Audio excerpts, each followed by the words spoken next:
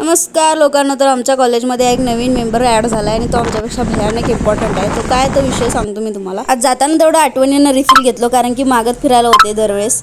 मग आमचा गड चढला क्लासरूमकडे जायला. क्लासरूममध्ये पोहोचूस्तोपर्यंत माझी निम्मी एनर्जी संपलेली असत्या. एवढा मॅडम मला बघून दरवाजा बंद केले का काय. मग एक लेक्चर आमच्या ह्या क्लासमध्ये झालं आणि दुसरं आमचं सेमिनार हॉलमध्ये झालं आणि गेल्या गेल्या पाडल्यानं माझा मोबाईल पाडली बघा तिकडं. असं करते बघा ही. मग हिला बसून घेतली मी बाजूला.